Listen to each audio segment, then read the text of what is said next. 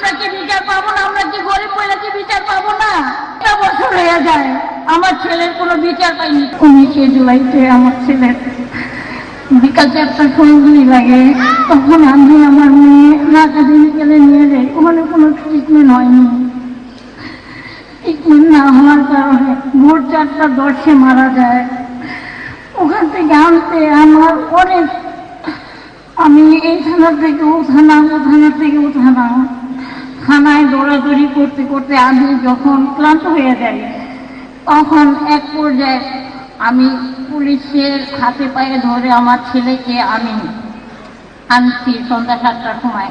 আমি মেডিকেলে যখন আমার ছেলেকে গোসল করাইতে নিয়ে যাই, সেখানেও আমাকে গোসল করাতে দেয় না, বলে এখানে কোনো হবে না,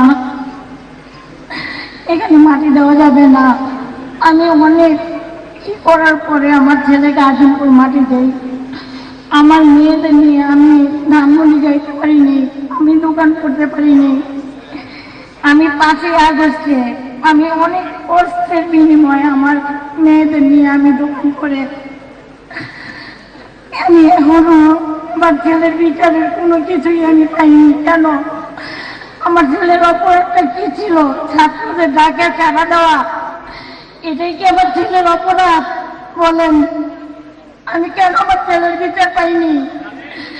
এখন পর্যন্ত আমি আমার ছেলের বিচার কেন পাইনি? বলেন, একজন মা তার সন্তানকে নিজের হাতে মাটি দিয়েছে, একজন মা জানে তার সন্তানের কথা, যে তার মায়ের বুকে কত কষ্ট লাগে।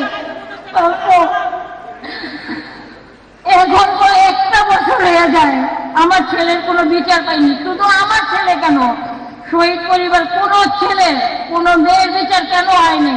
এটা সরকারের কেন হয়নি? এখনো কেন বিচার পাইনি আমরা? আমরা কি বিচার পাবো না? আমরা কি গরিব বলে কি বিচার পাবো না? বিচার কেন পাবো না বলেন আপনারা? কেন আমরা বিচার পাবো না? কেন?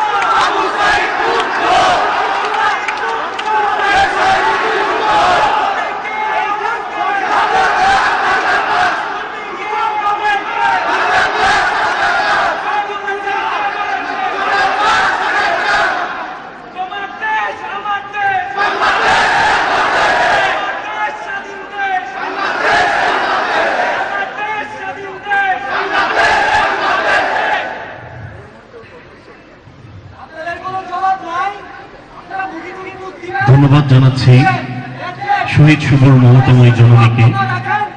হৃদয়ের তাজা ক্ষতকে মঞ্চে সবার সামনে উন্মোচিত করে সাহস ও ধৈর্যের অতুলনীয় উদাহরণ দিলেন।